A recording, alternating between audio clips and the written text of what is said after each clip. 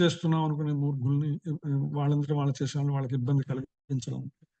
So ఆ యొక్క విషయాన్ని మనము చెప్పుకోవడం జరుగుతుంది. పోయిన వారం మనం 20వ శ్లోకం చెప్పుకున్నాం. కర్మణైవ హి ససిద్ధం ఆస్థితా జనకాదయః లోక సంగ్రహమేవాపి సంపశ్యంతత్వమర్హసి. ఇది మనం చివరిగా చెప్పుకున్నటువంటి శ్లోకము. జనక మహారాజు వంటి రాజులు కేవలము విద్యుక్త ధర్మములు నిర్వర్తించుట ద్వారానే సంపూర్ణత్వమును పొందిరి. కావున జనసామాన్యమునకు బోధించు నిమిత్తమై నీవు తప్పక నీవు కర్మను చేయము అని శ్రీకృష్ణ భగవానుడు అర్జునుడు చెప్పాడనమాట.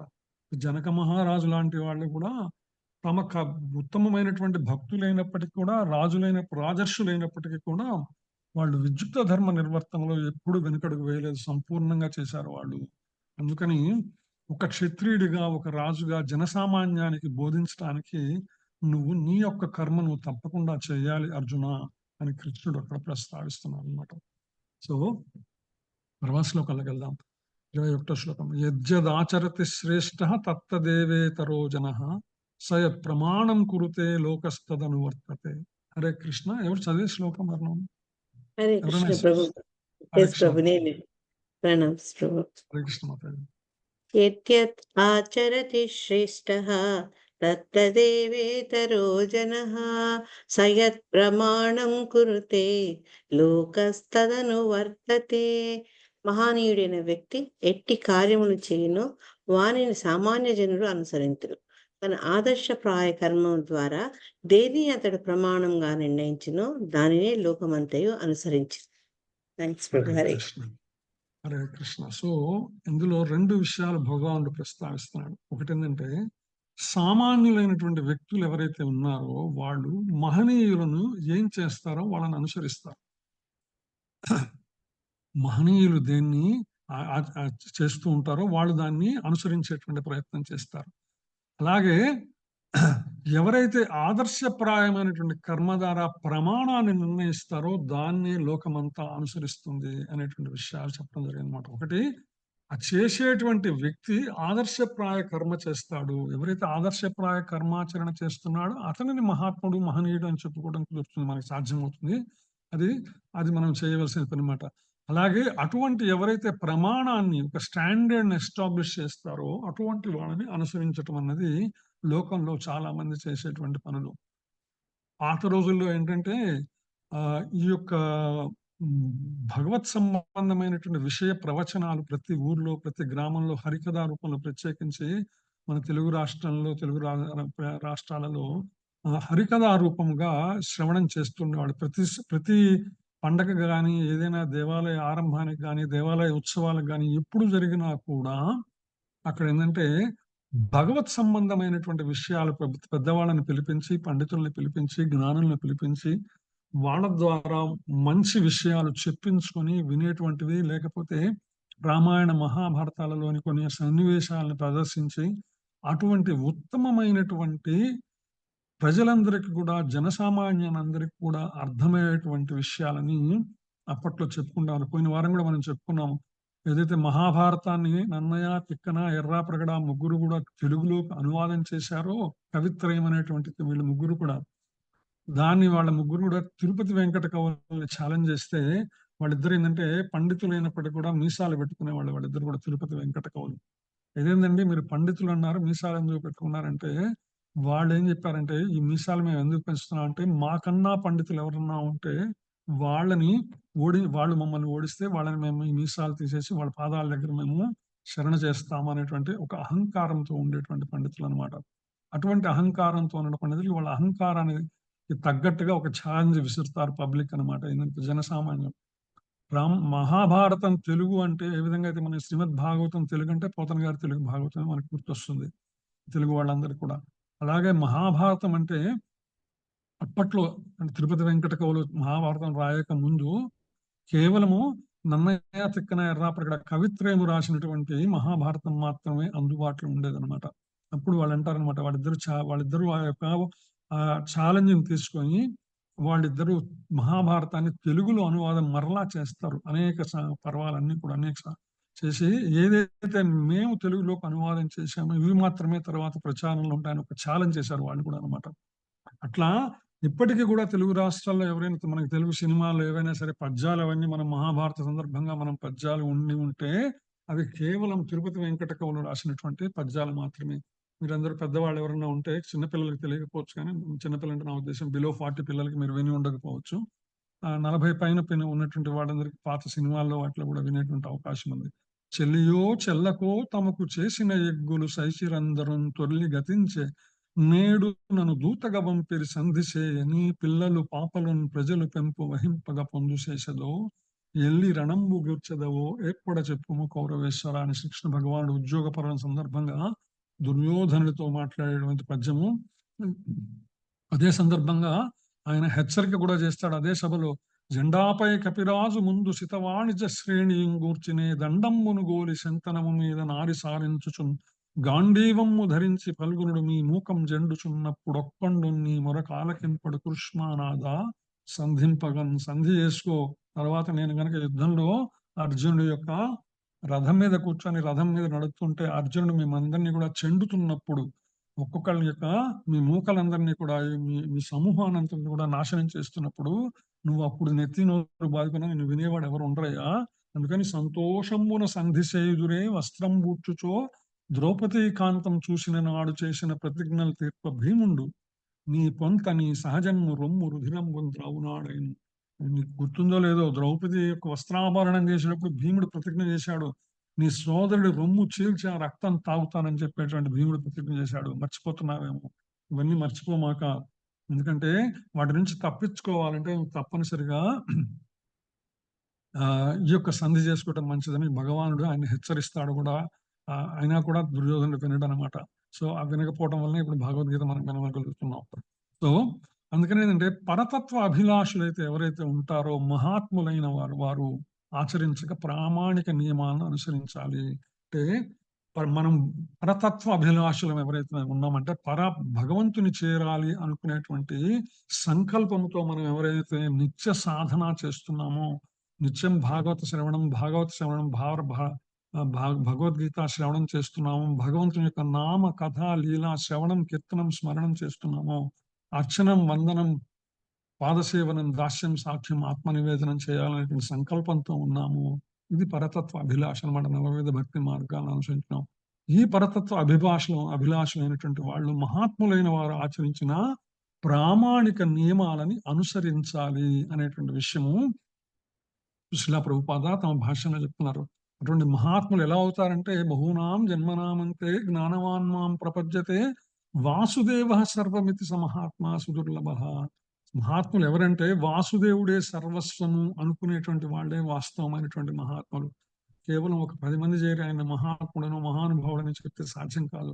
శాస్త్ర ప్రమాణికంగా చూసుకుంటే వాసుదేవుడే సర్వస్వం అని ఎవరైతే తమ జీవితాలను అంకితం చేసి ఉంటారో వారు మహాత్ములుగా. అటువంటి మహాత్ములని అనుసరించాలి. వారు ఆచరించిన ప్రామాణిక నియమాలు, వారు ఏ విధంగా భగవంతుని చేరేటువంటి ప్రయత్నం చేశారో మనం ఏ విధంగా ఆ మార్గంలో మనం ప్రయాణించవచ్చు అనేటువంటి విషయాలను మనము ప్రామాణికంగా తీసుకోవాలన్నమాట. అందుకని శ్రీమద్ భాగవతం ఏదైతే ఉందో మహాభక్తుల ఆత్మానుభవ మార్గం పురోగతికి సరైన విధానం. ప్రత్యేకించి శ్రీమద్ భాగవతం అనేటువంటి శాస్త్ర ప్రమాణం ఏదైతే ఉన్నదో అనేక మంది భక్తులు ఆ యొక్క శ్రీమద్ భాగవతంలో మనకి ఏ విధంగా మొదటి స్కందంలో కుంతి స్థుతి నుంచి కుంతి దగ్గర నుంచి భీష్ముడి దగ్గర నుంచి 11వ స్కందంలో కపిలుడు ఉద్ధవుడు దాకా అనమాట మనం చూసుకుంటే అందరూ కూడా ఎవరైతే ఉన్నారో వారు ఆత్మానుభవ మార్గం పురోగతికి సరైన మార్గం అనేటువంటి విషయాన్ని, ఆత్మానుభూతి ఏదైతే ఉన్నదో మార్గం ఏదైతే ఉన్నదో అది సరి అయినటువంటి విధానం అని శ్రీమద్ భాగవతం మనకి చాలా స్పష్టం చేసిన శాస్త్ర ప్రమాణం ఎంతో ముఖ్యమైనదని శిలా ప్రభుపాద భాషలో చెప్తారు అనమాట. అంతేకాదు మను సంహిత లాంటి ఇతర గ్రంథాలు కూడా మానవాళి అనుసరించడానికి సరైనటువంటి ప్రామాణిక గ్రంథాలని శిలా ప్రభుపాద చెప్తున్నారు. అంతేకాదు ఎవరైతే సమాజాన్ని ముందుకు తీసుకెళ్లగలుగుతున్న నాయకులు ఎవరైతే ఉన్నారో, సమాజంలో నాయకులుగా చెప్పబడుతున్నటువంటి వాళ్ళు, నాయకులుగా ఉన్నటువంటి వాళ్ళు ఎవరైతే ఉన్నారో వాళ్ళందరూ కూడా శాస్త్ర నియమాల బోధలపై ఆధారపడి వాళ్ళు ప్రవర్తించాలని చెప్తారు మేడం.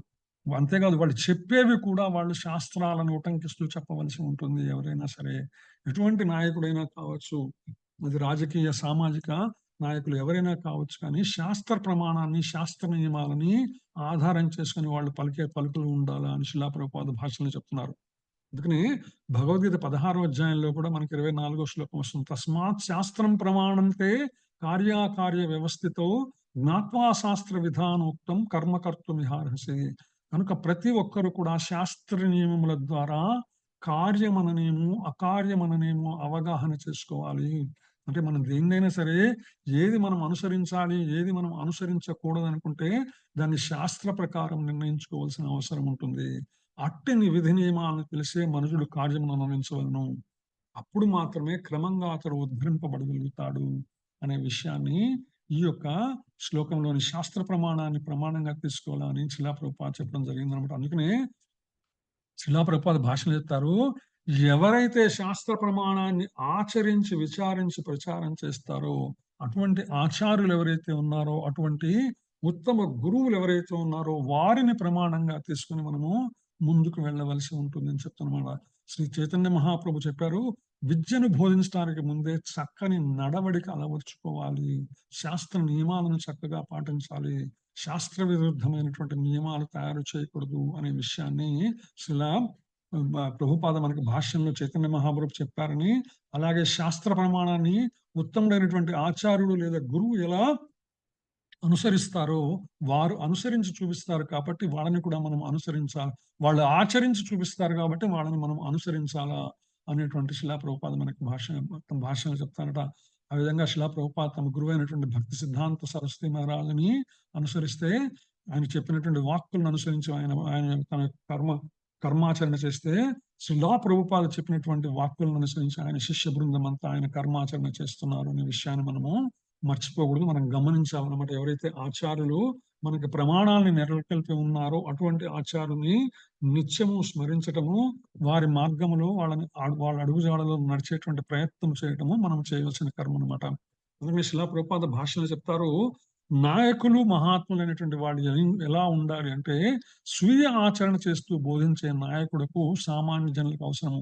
అంటే మనకు శాస్త్రవాక్యం ఉంది, మనశ్యేకం వచస్యేకం కర్మణ్యేకం మహాత్మనాం మనస్సన్యత్ వచస్సన్యత్ కర్మణ్యత్ దురాత్మనాం అనేటువంటి ఒక శాస్త్రవాక్యం అన్నమాట.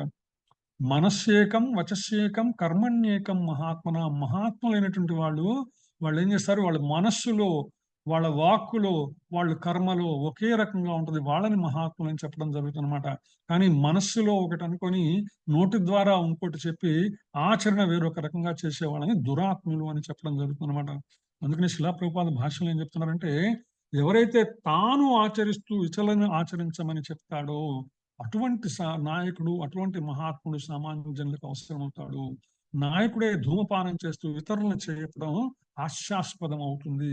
ఎందుకంటే ఇంద్రియ నిగ్రహం లేనటువంటి వాళ్ళు తాను అవతల వాళ్ళకి ఏం చెప్తారు అనేటువంటి విషయం అనమాట. మనకి తెలుగులో ఒక సామెత ఉందనమాట, ఆవు పొలంలో వేస్తే దూడ గట్టు మీద మేస్తుందా అని చెప్పేసి. అంటే ఆవు పొలంలో మేస్తూ దూడని మాత్రం నువ్వు పొలంలో మేయమాక, నువ్వు గట్టు మీద మేయాలని చెప్తే ఎట్లా ఉంటుంది అనమాట.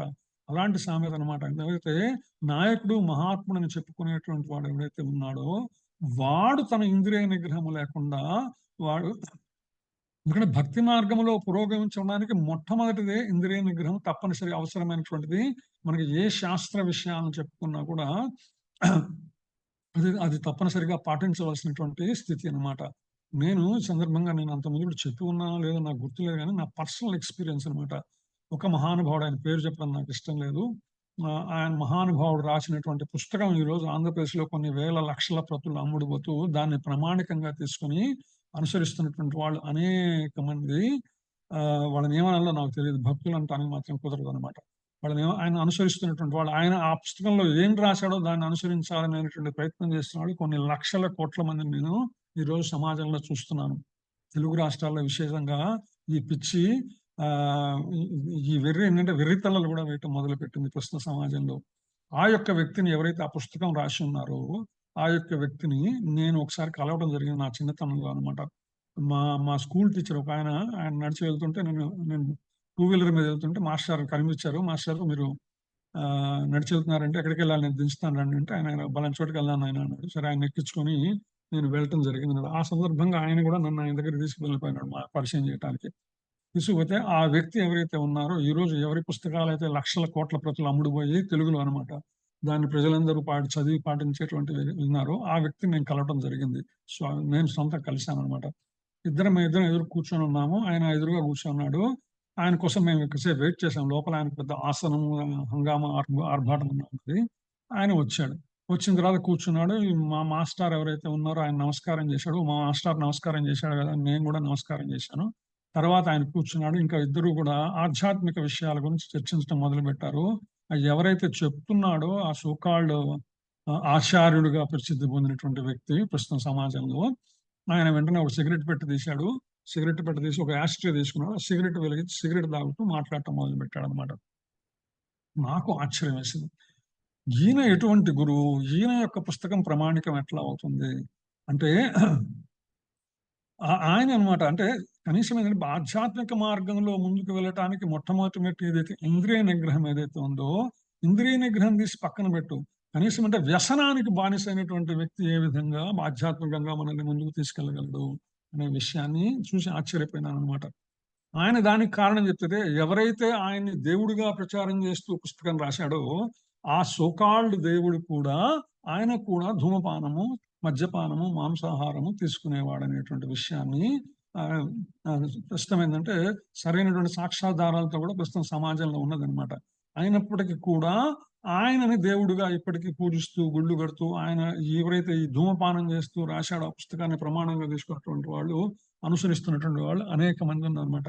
ఇంతకన్నా దురదృష్టకరమైనటువంటి కలి ప్రభావం ఈ ప్రపంచంలో ఇంకోటి మనం చూడలేం. కళ్ళెదుట చూస్తున్నటువంటి వాస్తవం ఇదనమాట.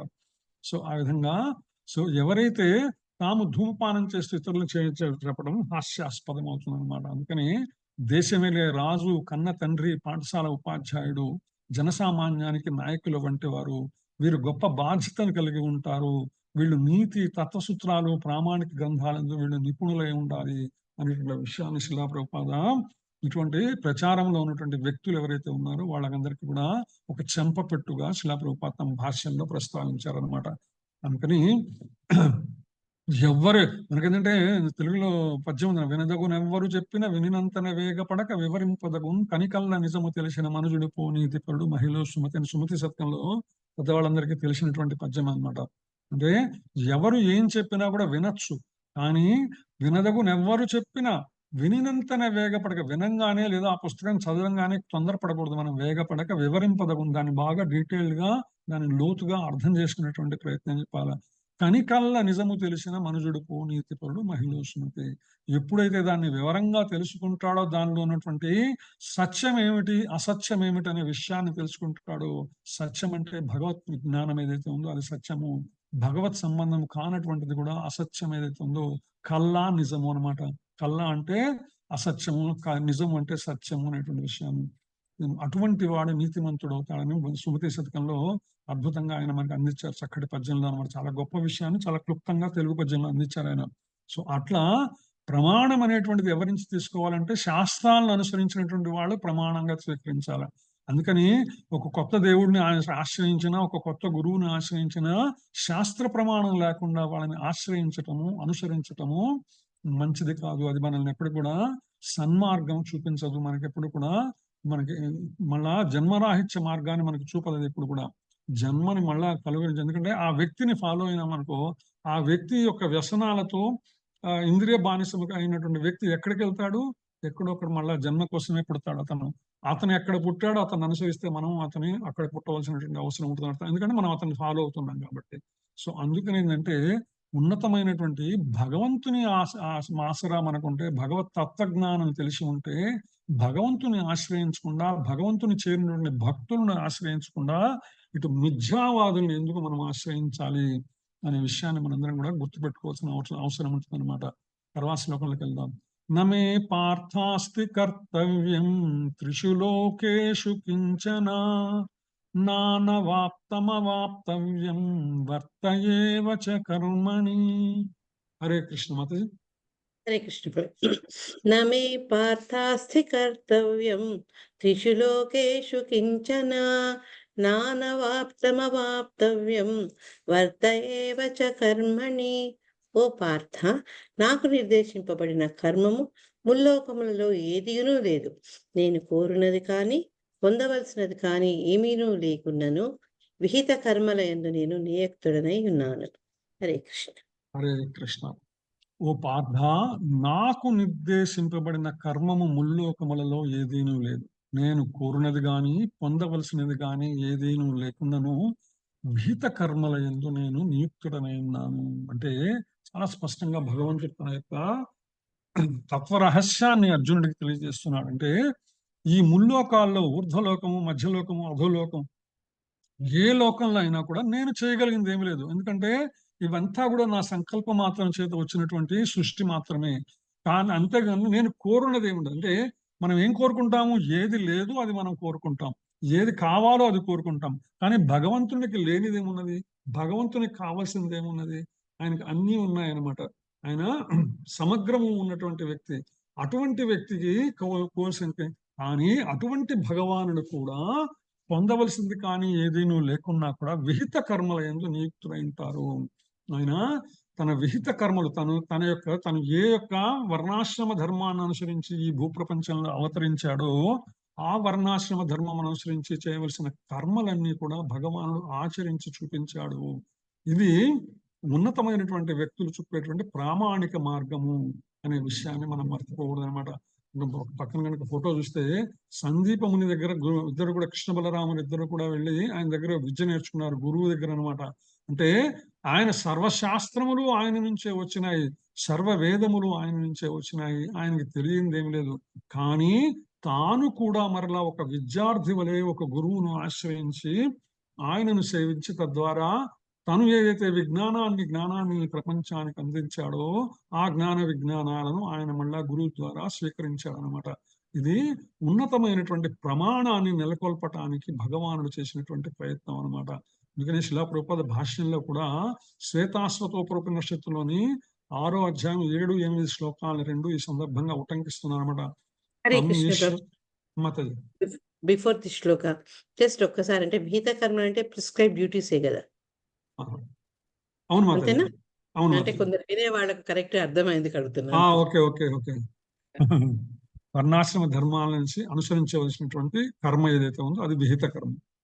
విహిత అంటే హితమును కోరి, ఏ వ్యక్తి అయితే ఉన్నాడో ఆ వ్యక్తి యొక్క హితమును కోరి, ఆ యొక్క వ్యక్తి మంచిని కోరి చేయవలసినటువంటి కర్మ ఏదైతే చెప్పబడినటువంటివి నియుక్త ధర్మములు, విద్యుక్త ధర్మములు ఏదైతే అంటారో నియుక్త కర్మ, ప్రిస్క్రైబ్ డ్యూటీస్. హరే కృష్ణ. ఇంగ్లీష్లో ఒక్కసారి ఏంటంటే కాలం మారిపోయింది, తెలుగు ఇంగ్లీష్లో అర్థం చెప్పుకోవాల్సి వస్తున్నాను. హరే కృష్ణ. సో దీని శిలా ప్రభుపాద శ్వేతాశ్వతోపనిషత్తులోని 2 శ్లోకాలను ఆయన ఉటంకించారన్నమాట. తం ఈశ్వరాణం పరమం మహేశ్వరం తం దేవతానాం పరమం చ దైవతం పతిం పతీనాం పరమం పరస్తాత్ విదామదేవాం భువనేశమిభ్యం నతస్య కార్యం కరణం చ విద్యతే నతత్సమశ్చాభ్యతి కశ్చ దృశ్యతే పరాశ్య శక్తిర్వివిధైవ శ్రూయతే స్వాభావికి జ్ఞాన బాలక్రియాచ అనేటువంటి ఉపనిషత్ వాక్యాన్ని శిలా ప్రభుపాద ప్రస్తావిస్తూ భగవానుడు నియామకులందరికీ నియామకుడైనటువంటి వాడు. ఈ సృష్టిలోని దేవతలందరూ ఎవరైతే ఉన్నారో వాళ్ళను నియమించేటువంటి నియామకుడు కూడా భగవానుడే. అతడు సమస్త లోక పాలకులలో అతి ఘనుడైనటువంటి వాడు. ఈ యొక్క సమస్తమైనటువంటి లోకములు, ఎన్ని లోకములు ఉన్నాయో, ఎన్ని వ్యవస్థలు ఉన్నాయో, ఈ లోకములను పాలించేటువంటి పాలకులు దేవతలు ఎంతమంది అయితే ఉన్నారో వాళ్ళందరికన్నా కూడా ఉత్తమమైనటువంటి వాడు. ప్రతి ఒక్కరూ అతని ఆధీనంలో ఉన్నారు. అందుకనే సర్వదేవ నమస్కారం కేశవం ప్రతిగచ్చతి అనేటువంటి శాస్త్రవాక్యం అనమాట. అంటే మిగిలిన దైవాలను ఎవరిని మనం నమస్కరించినా కూడా అది మళ్ళా చివరికి కేశవునికి వెళ్ళవలసిందే. మనం చెప్పుకున్నాం అంతమంది కూడా, యజ్ఞంలో చేసేటప్పుడు ఏ యజ్ఞాచరణ చేసినప్పటికి కూడా అది విష్ణు ప్రీతిగా చేయవలసినటువంటి యజ్ఞాచరణ. ఆ యజ్ఞములలో హవించేటువంటి హవిస్సులు కూడా ఏ దేవతకి ఇచ్చినప్పటికి కూడా ఆ దేవతలు మళ్ళా చివరికి భగవంతుడికి చేరుస్తున్నటువంటి వాళ్ళే. అందుకని ప్రతి ఒక్కరు కూడా అతని ఆధీనంలో ఉన్నవారే. జీవులందరికీ ఆ భగవానుడే వివిధ శక్తులను ప్రదానం కావించుచున్నాడు.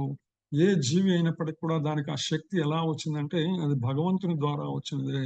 కనుక ఆ జీవులు ఎన్నడూ స్వతగనులు గాజాలరు. వాళ్ళంతా వాళ్ళు గొప్పవాళ్ళు ఎప్పుడు కలరు. భగవంతుని యొక్క శక్తి ప్రవేశిస్తేనే ఆ శరీరంలోని చైతన్యము, జ్ఞానము అనేటువంటివి ఉంటాయన్నమాట.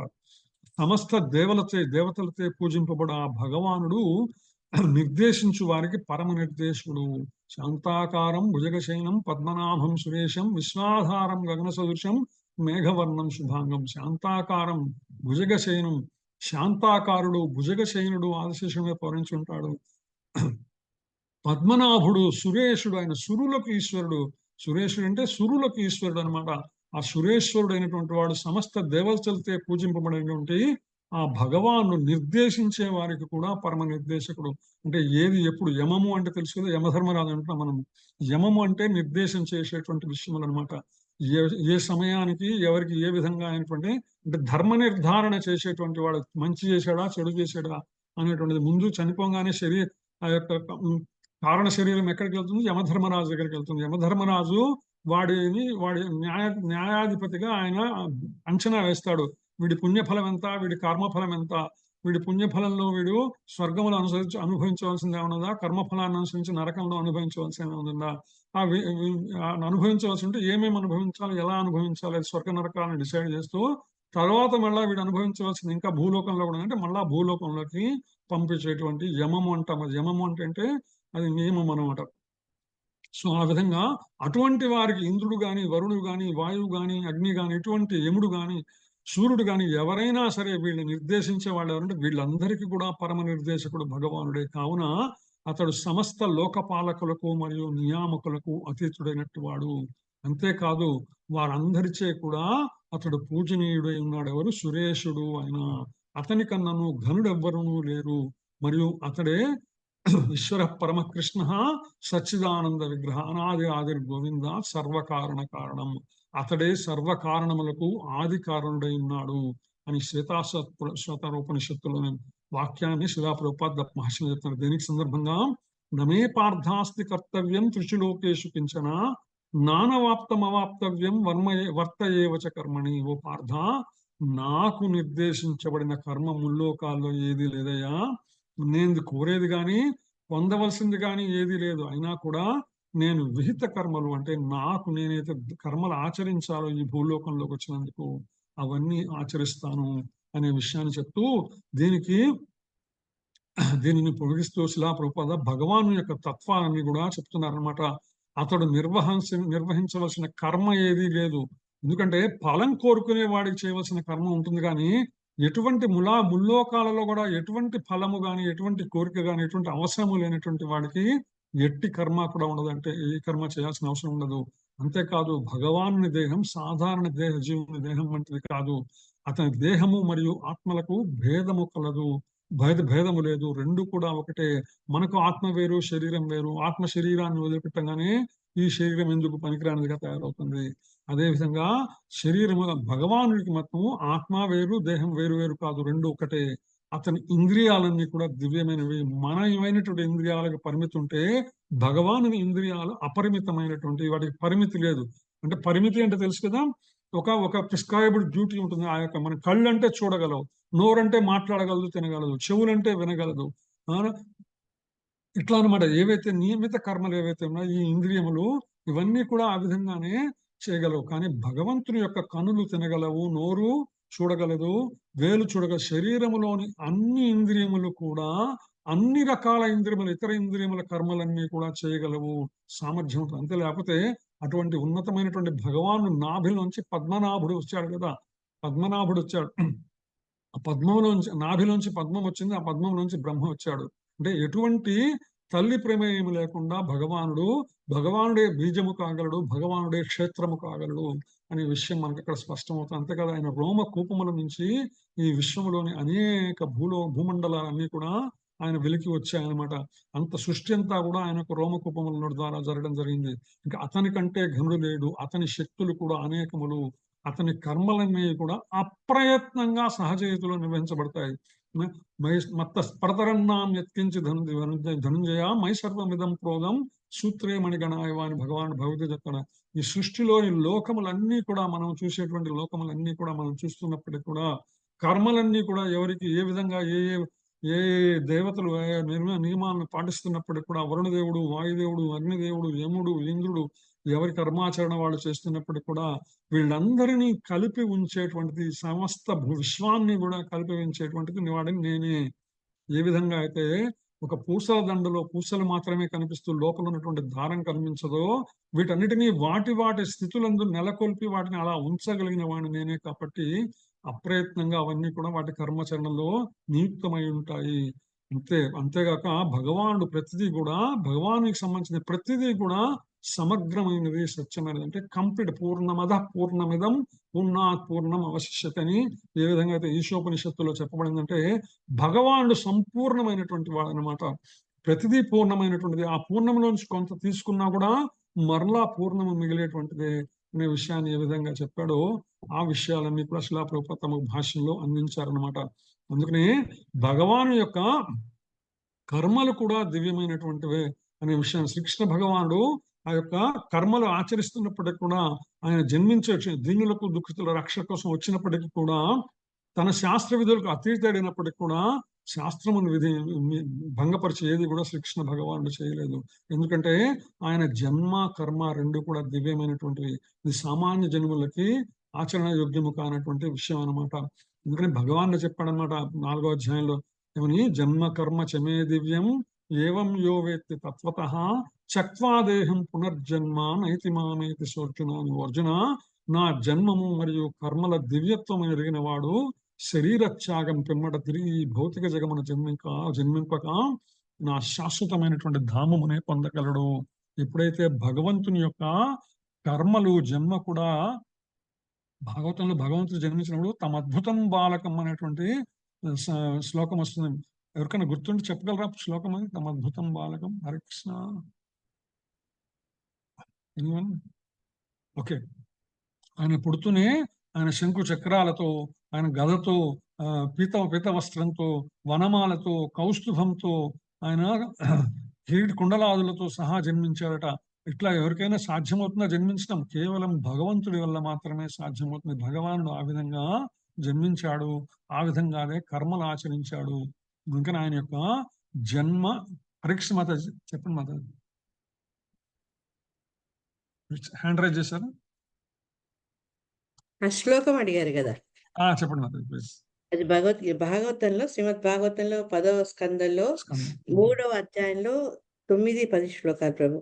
తమద్భుతం బాలకం అంబుజేక్షణం చతుర్భుజం శంఖ గదాయుధాయుధం శ్రీవత్సలక్ష్మ్యం కలశోభిత కౌస్తుభం పీతాంబరం సాంద్ర పయోధ సౌభగం మహార్హ వైడూర్య కిరీట కుండల త్రిషా పరిష్వక్త సహస్రకుంతలం ఉత్థామ కాంచి అంగద కంకణాదిభిః విరోచమానం వసుదేవ ఐక్షత. హరే కృష్ణ ప్రభు. ఇది వసుదేవుడు అలా కాంచాడు భగవంతుడిని. హరే కృష్ణ. సో మొదటి ఎన్నో శ్లోకం అది? 10వ అధ్యాయం 10th canto 3rd chapter 8th and 9th Prabhu. 10th canto 3rd chapter 8th and 9th. తెలుగులో పెడతారా? తెలుగులో చదువుదాం మీనింగ్. చదవండి.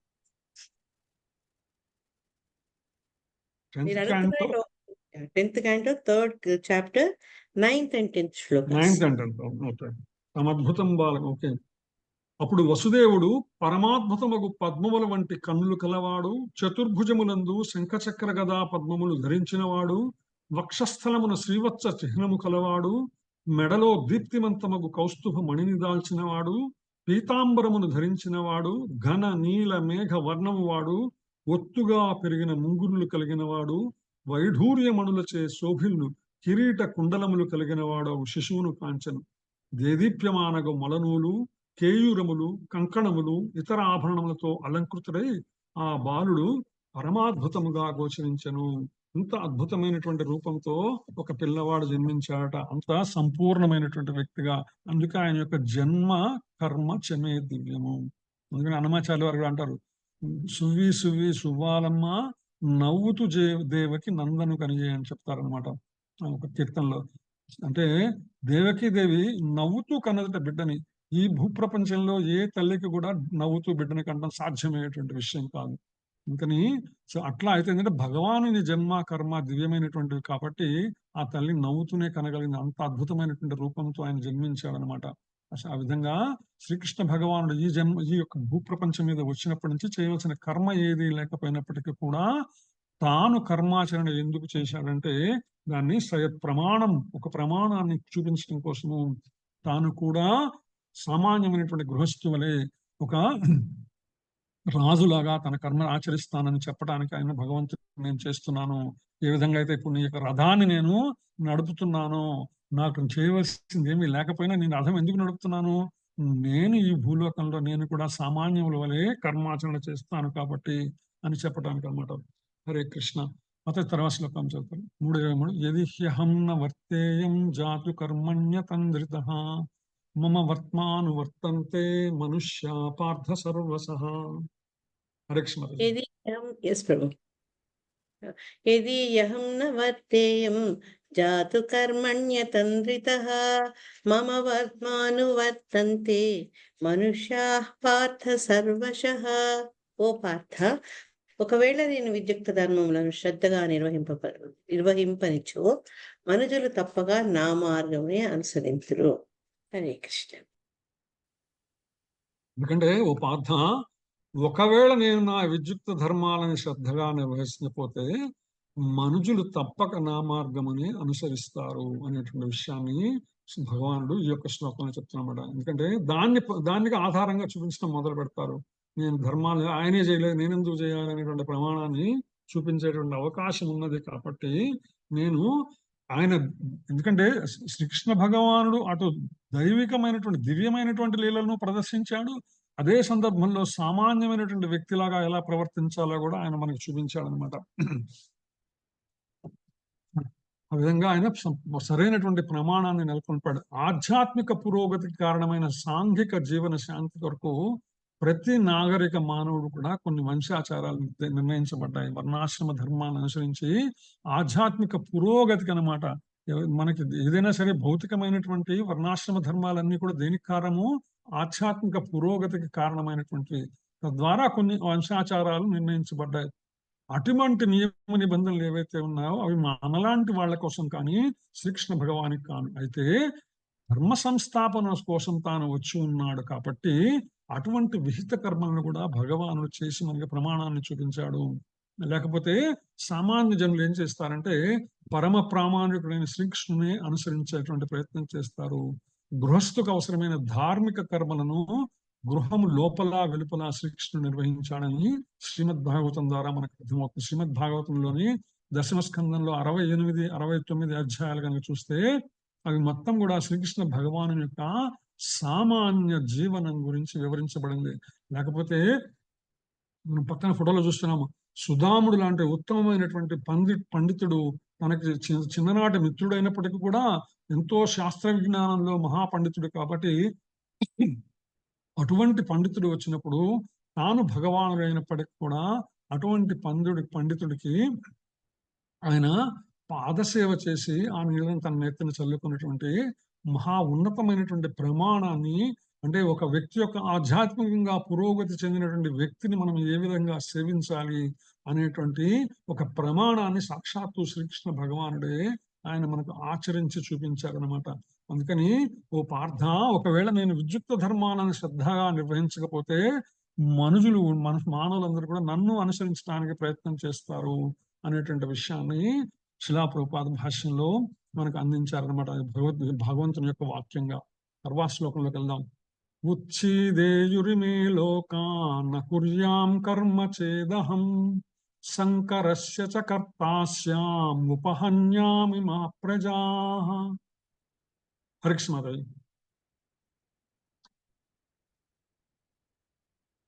హరే కృష్ణ. మత చదువుతారు శ్లోకం?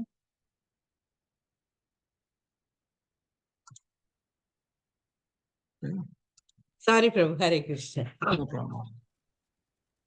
ఉత్సీదేయురిమే లోకా న కుర్యాం కర్మ చేదహం శంకరస్య చ కర్తాస్యాం ఉపహన్యామి మా ప్రజాః. విద్యుక్త ధర్మములను నేను నిర్వహింపనిచో లోకముల నేను నాశనం పొందగలవు.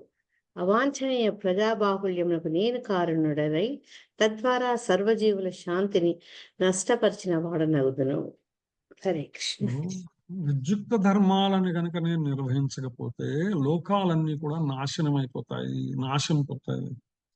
అవాంఛనీయమైనటువంటి ప్రజాబాహుల్యానికి నేను కారణమై తద్వారా సర్వ జీవుల శాంతిని నష్టపరిచిన వాడనవుతాను.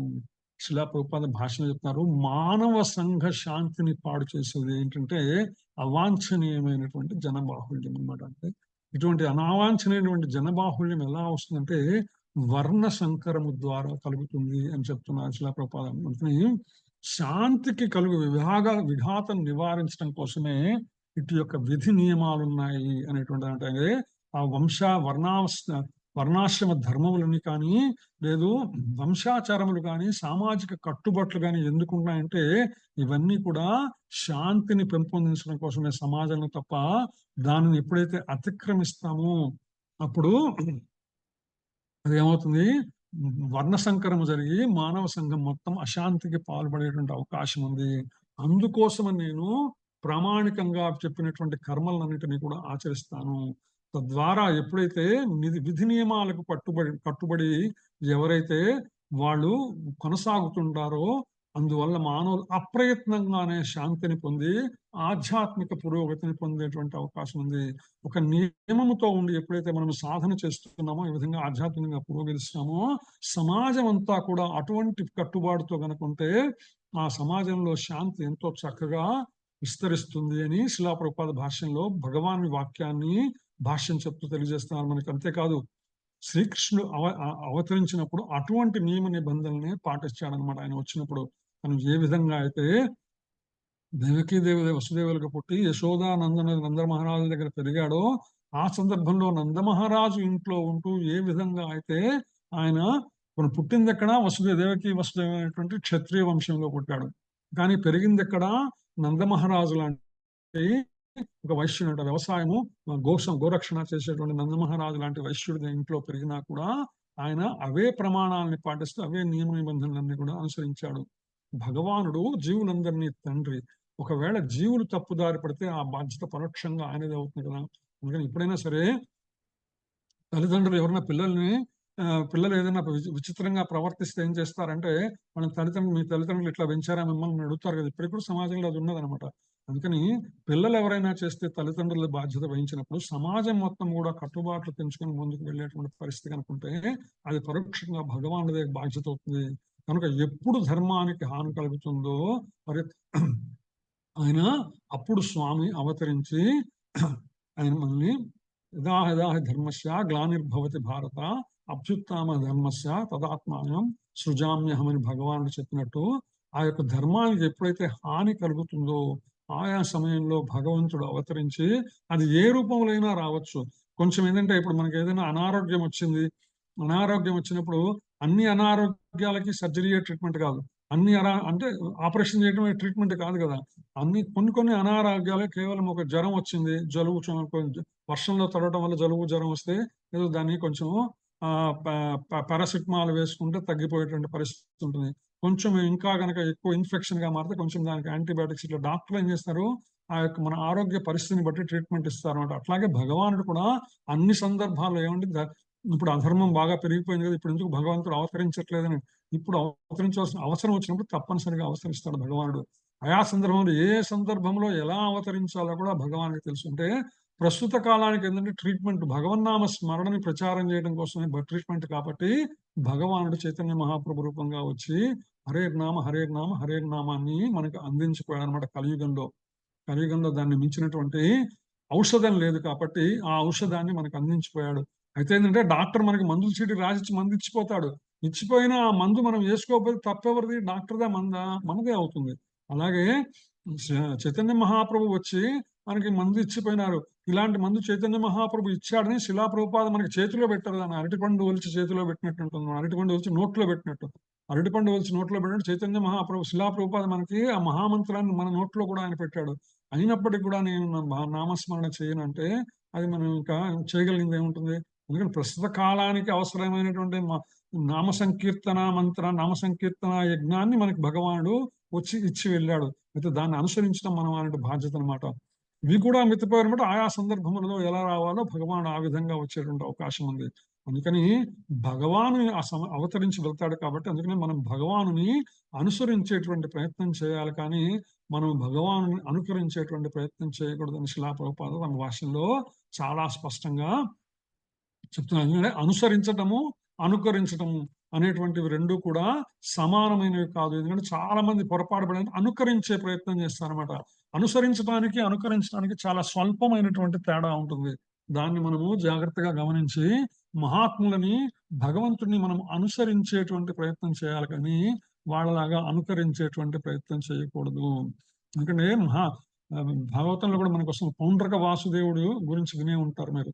పౌండ్రక వాసుదేవుడు భగవంతుడు ఉన్న సమయంలోనే నేను కూడా శ్రీకృష్ణుడు లాంటి వాళ్ళే అని చెప్పి తనలాగా భగవానుడిలాగా అలంకరణ చేసుకుని భగవానులాగా వేషవాసులు వేసి తను భగవానులాగా చేస్తానని ప్రయత్నం చేస్తుంటే భగవాన్ అతన్ని శిక్షించడం జరుగుతుందన్నమాట. అందుకని భగవాను ఎప్పుడు కానీ మహాత్ముల్ని కానీ మనం అనుకరించకూడదు, వారిని అనుసరించవలసి ఉంటుంది. ఎందుకంటే శ్రీకృష్ణుడు నాడు ఉదాహరణకు శిలా ప్రభుపాద భాషలో చెప్తున్నారు, శ్రీకృష్ణ భగవానుడు గోవర్ధన పర్వతాన్ని ఎత్తి చూపించాడు. అది సామాన్యుల వల్ల అవుతుందా? ఎవ్వరికి కూడా సాధ్యం కాదు. అందుకని స్వామి చెప్పిన ఉపదేశం ఏదైతే ఉందో భగవద్గీత లాంటి ద్వారా, శ్రీమద్ భాగవతం లాంటి ద్వారా మనకు భగవానుడు అందించినటువంటి, భాగవతులు అందించినటువంటి సందేశం ఏదైతే ఉందో, ఉపదేశం ఏదైతే ఉందో దాన్ని మాత్రమే మనం అనుసరించేటువంటి ప్రయత్నం చేయాలి, కానీ స్వామిలాగా గోవర్ధన ఉద్ధరణ చేయాలా, కాళింది మర్దనం చేయాలా అనేటువంటి ప్రయత్నములు అసాధ్యమైనటువంటి విషయం అన్నమాట. శ్రీమద్ భాగవతం కూడా ఇదే చెప్తుందని శిలా ప్రభుపాద చెప్తారు. శ్రీమద్ భాగవతం 10వ స్కందం 33వ అధ్యాయము 30-31 శ్లోకాలు తెలియజేసే వివరాలని శిలా ప్రభుపాద తమ భాష్యంలో ప్రస్తావించారు. నైతచ్చమాచరే జ్ఞాతు మనసాపి హనీశ్వర వినశ్యతాచరన్ మౌఢ్యదా రుద్రోబ్దిజం విషం ఈశ్వరాణం వచస్సత్యం తథైవాచరితం క్వచిత్ తేషాం యత్ స్వవచోయుక్తం బుద్ధిమాం తత్సమాచరేత్. భగవానుడు మరియు అతని సేవకుల ఉపదేశములు ప్రతి ఒక్కరూ పాటింపవలసి ఉన్నది. వారి ఉపదేశములు మనకు సర్వశుభదాయకములు. ఏ బుద్ధిమంతుడైనను ఉపదేశించిన రీతిగానే వాటిని అనుసరించును, కానీ వారి కార్యములు మాత్రము మనుషుడు అనుసరించరాదు. మహానుభావులు ఏమేమి చేసి వెళ్ళారో వాళ్ళని మనం అనుసరించేటువంటి ప్రయత్నం చేయాలి, వాళ్ళ ఉపదేశాలను అనుసరించాలి. పరమశివుణ్ణి అనుకరించుచు విషసముద్రం పానం చేయటకు ఎవ్వరును ప్రయత్నించరాదు. ఈ విధంగా అయితే రామాయణంలో వస్తుంది కదా మనకి, శివుడు ఆ యొక్క విషాన్ని మొత్తాన్ని ఆయన గరళకంఠుడైనాడు తీసుకొని, అట్లా ఆయన్ని ప్రయత్నం చేయడం. ఎందుకంటే భగవానుడు సమగ్రుడు. ఇందాక కూడా చెప్పుకున్నాం అనమాట. విష్ణు పురాణంలో భగవానుడు గురించి చెప్తున్నమాట. 6 రకాలైనటువంటి లక్షణములు ఉన్నటువంటి భగవానుడిగా మనం ప్రస్తావిస్తాం. ఐశ్వర్యస్య సమగ్రస్య, వీర్యస్య యశస్వియ, జ్ఞాన వైరాగ్యోశ్చైవ షణ్ణాం భగవాని.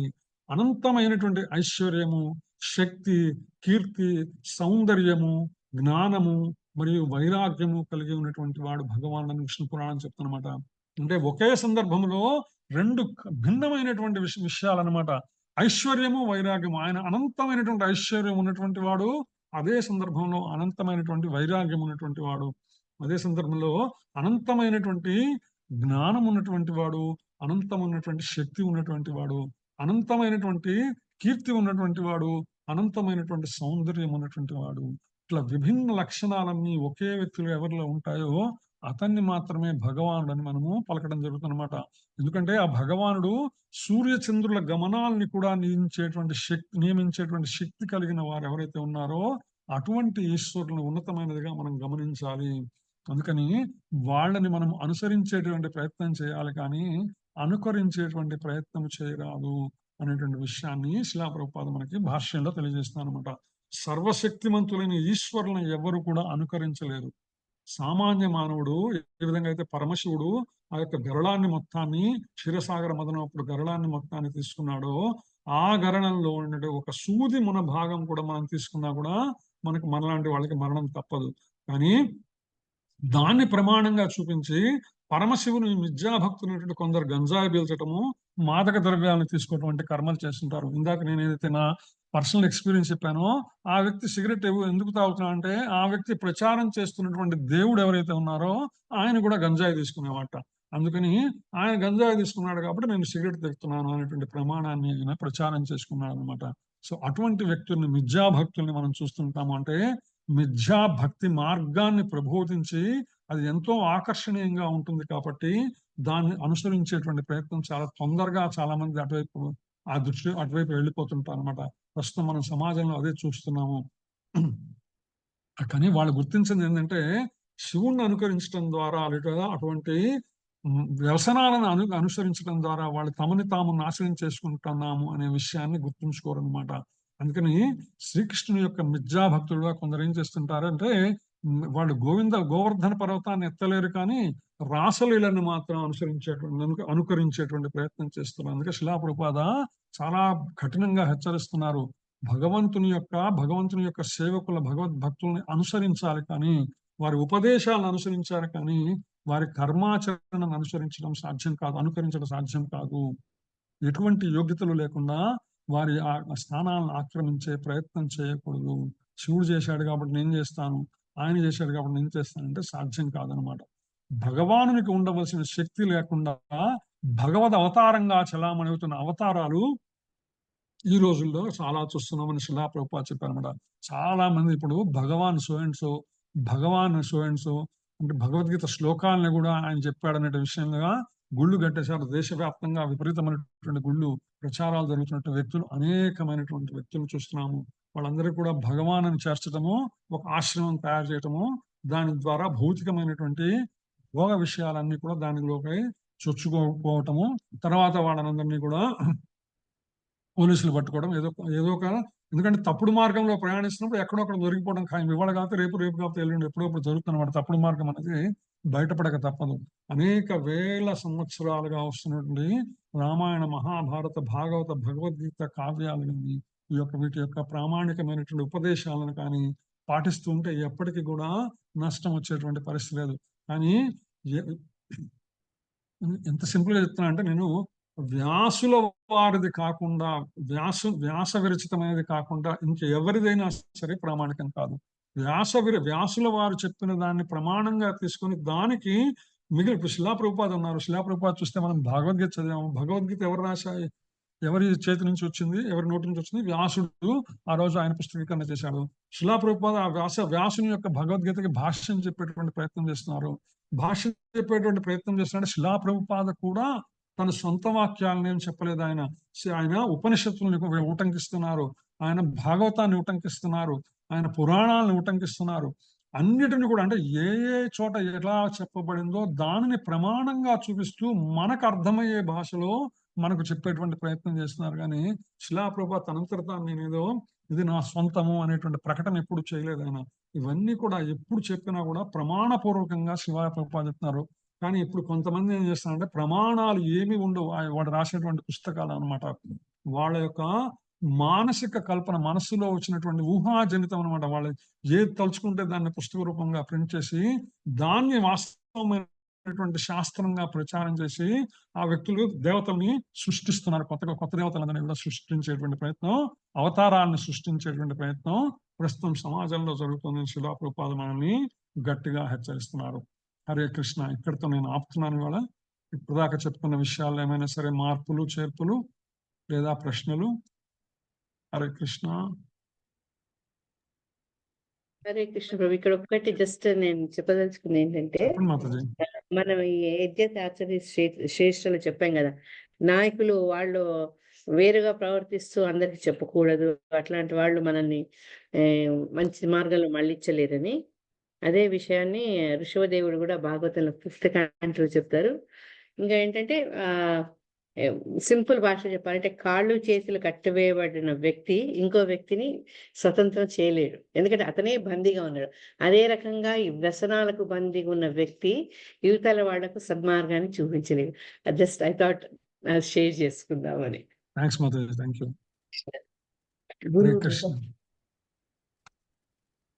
హరే కృష్ణ. ఎవరైనా ప్రశ్నలు అడగండి. ఈ లోపల ఏంటంటే నా రిక్వెస్ట్, అవకాశం ఉన్న వాళ్ళందరూ కూడా చాట్లో మీరు ఇవాళ విన్న దాంట్లో ఏవైనా మీకు నచ్చిన ముఖ్యాంశాలు కానీ లేదా మీ ప్రశ్నలు కానీ ఏవైనా సరే టైప్ చేయండి ఈ లోపల. ఇంకా మిగిలిన వాళ్ళు చేయలేని వాళ్ళు అడిగితే బాగుంటుంది. హరే కృష్ణ.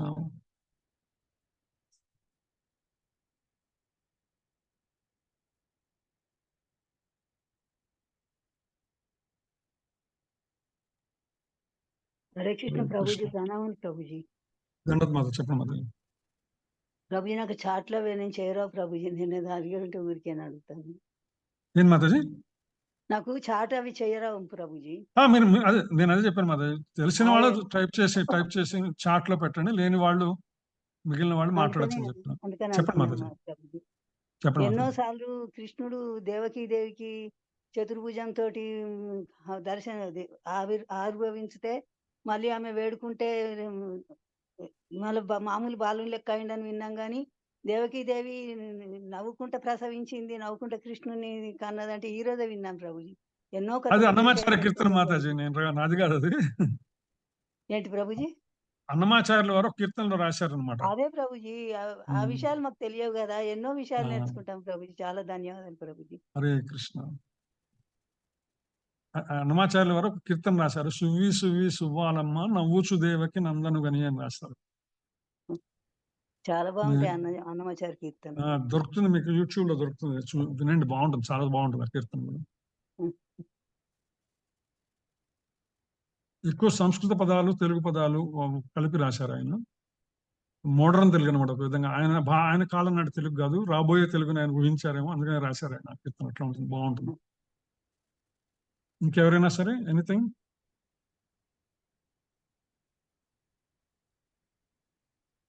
అనుసరించటం అనుకరించటం టాపిక్ గాడ్ గుడ్, సూర్యప్రకాష్ బాబు రాశారు. అనుసరించడం మరియు అనుకరించడం టాపిక్ గాడ్ గుడ్ అండర్స్టాండింగ్. శిలా ప్రభుపాద అనేక సార్లు హెచ్చరించారు అనుసరించడం అనుకరించడం గురించి. అనుకరించడం అన్నది ఎప్పటికీ చేయకూడదు, అనుసరించే ప్రయత్నం మాత్రమే చేయాలని. హరే కృష్ణ. ఇంకెవరైనా? హరే కృష్ణ ప్రభుజీ. నాకొకటి ఏంటంటే, ఒక గొప్ప వాళ్ళు ఏది చేస్తే అది సామాన్య ప్రజలు కూడా దాన్నే అనుసరిస్తారు అనేసి ఒకటి నచ్చింది ప్రభుత్వం. అది కూడా భగవంతుడు తను చేయవలసింది ఏం లేకున్నా గాని మా సామాన్యుల కోసం తను విహిత కర్మలు చేసి చూపిస్తాడు అనేది నాకు ఒకటి నచ్చింది ప్రభుజీ. భగవంతుడు కూడా చేసి చూపిస్తాడు మనకు, మన ప్రజలు కూడా అది చేసేలాగా ఉండాలని చెప్పేసి చేసి చూపిస్తారని అర్థమైంది ప్రభుజీ. హరే కృష్ణ. హరే కృష్ణ. థ్యాంక్స్ మాతాజీ. హరే కృష్ణ. ఇంకెనీవన్ ఎల్స్?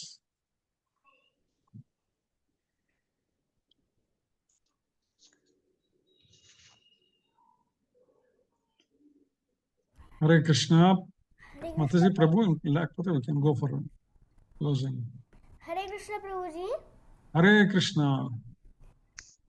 ఇవాళ మీరు చెప్పిన క్లాస్ లో సాందీపుని గురించి చెప్పారు కదా. అవును. కృష్ణుడు 64 రోజుల్లో 64 కళలు నేర్చుకున్నారు కదా ప్రభుజీ. అవునవును.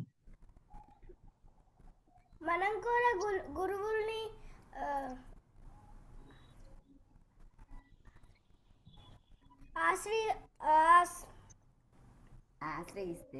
ఆశ్రయిస్తేనే నేర్చుకోగలుగుతాం. హరి బోల్, హరి బోల్. హరే కృష్ణ. ఎక్సలెంట్. హరే కృష్ణ.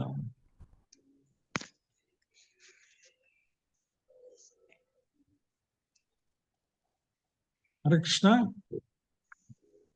ఇంకేం లేకపోతే we can go for closing prayers. Hare Krishna మాతాజీలు ప్రణామం. సో మీకు ఇంకేమైనా ప్రశ్నలు లేకపోతే మనం నెక్స్ట్ సెక్షన్ వెళ్ళొచ్చు. ఇంకేమైనా ప్రశ్నలు ఉన్నాయా?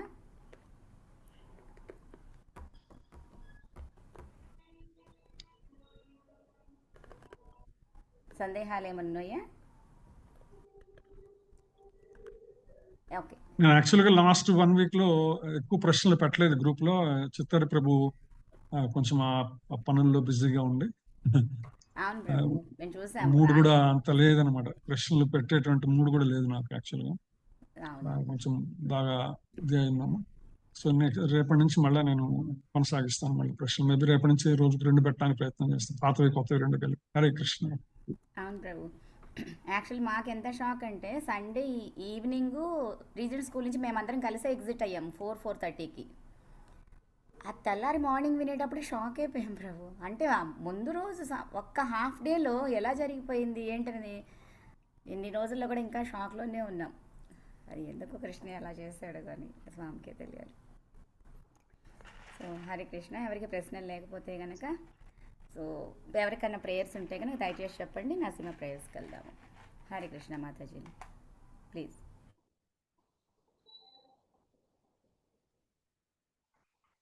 హరే కృష్ణ. మా మదర్ గురించి ప్రేయర్ చేయండి మాతాజీ. ప్రభుజీ అమ్మకి ఎలా ఉంది ప్రభు ఇప్పుడు? మాతాజీ మా మదర్ కి స్పైనల్ ఫ్రాక్చర్ ఉంది. సో కొంచెం టైం పడుతుంది తగ్గటం, అంత సులభం కాదు. అందులో వయసు ఒకటి స్పైన్ అనేసరికి ఓ సో బెడ్ రెస్ట్ ఇప్పుడు అమ్మగారు. బెడ్ రెస్ట్ ఎక్కువ ఉండాలి. హరి బోల్. Brilliant. కృష్ణ. హరే కృష్ణ. హరి. సో ఇంకెవరైనా ప్రేయర్స్ ఉన్నాయా? సో పరమ పూజ్యులైన జయపతాస్వామి మహారాజు గారి ఆరోగ్యం కోసం మనతో ఎన్నో సంవత్సరాలు ప్రయాణం చేసి సడన్గా గోలోకి వెళ్ళిన చిత్తహరి ప్రభు అన్నయ్య కోసం తను అక్కడ భగవంతుడి ధామంలో అక్కడ ప్రసాదం సేవ చేసుకుంటూ భగవంతుడు మెప్పిస్తూ ఉంటాడని మేము అనుకుంటున్నాము. మనందరి కోరిక కూడా అదే. సో ఆయన ఆత్మ కూడా శాంతించాలని అందరూ ప్రేయర్స్ చేయండి. ఇంకెవరికైనా నేను ప్రేయర్స్ ఉంటే చెప్పచ్చు. నరసింహ ప్రేయర్స్కి వెళ్ళిపోదాం. సో మనందరం ఆధ్యాత్మికంగా ముందుకెళ్ళటానికి భౌతిక సమస్యలు ఎప్పుడైతే అధిగమించగలుగుతామో అప్పుడే మనం భగవంతుని గట్టిగా పట్టుకొని ఇంకా ఎక్కువ శక్తితో మనం భగవంతుని ప్రార్థించగలుగుతాము. సో ఎలాంటి భౌతిక సమస్యలు లేకుండా ఎప్పుడు భగవంతుడి సేవ ఎలాంటి ఆటంకం లేకుండా చేసుకునేలాగా ఆ స్వామి మనందరికీ బ్లెస్ చేయాలని మనసారా కోరుకుంటూ అమ్మ నరసింహ ప్రేయర్ చేయరా. హరే కృష్ణ. ఓకే. శ్రీ నరసింహదేవ భగవానికి జై. ఉగ్రం వీరం మహావిష్ణుం జ్వలంతం సర్వతోముఖం నృసింహం భీషణం భద్రం మృత్యుర్నమామ్యహం.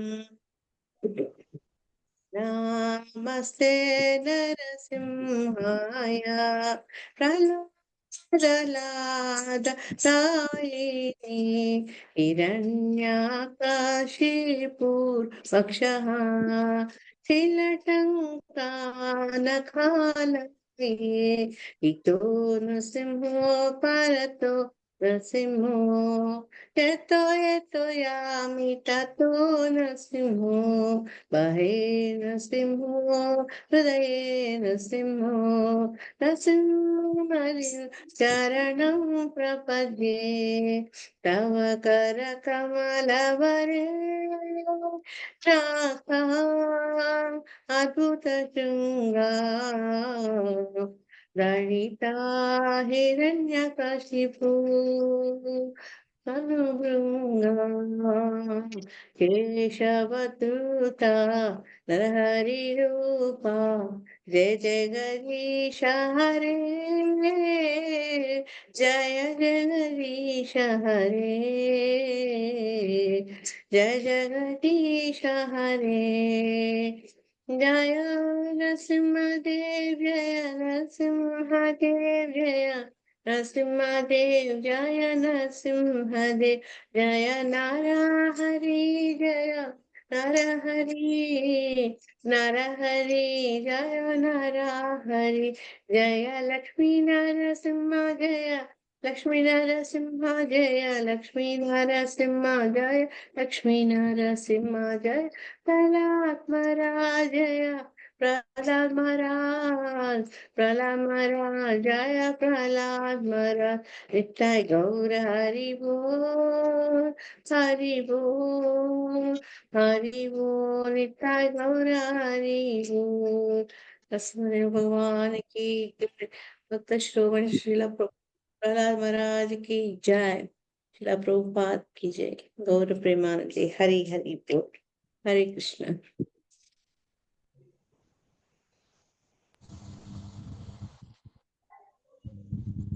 హరే కృష్ణ మాతాజీ. థ్యాంక్ యూ సో మచ్ మాతాజీ. ప్రణాం. హరే కృష్ణ. సో అందరం అనుమతితో ఈ క్లాస్ ఇంతటితో ఆపేసుకొని మళ్ళీ వచ్చే వారం ఇదే సమయాన్ని మళ్ళీ ఇక్కడ కలుద్దాము. హరే కృష్ణ కృష్ణ కృష్ణ హరే హరే హరే రామ రామ రామ హరే హరే హరే కృష్ణ కృష్ణ కృష్ణ హరే హరే హరే రామ హరే రామ రామ రామ హరే హరే హరే కృష్ణ కృష్ణ కృష్ణ హరే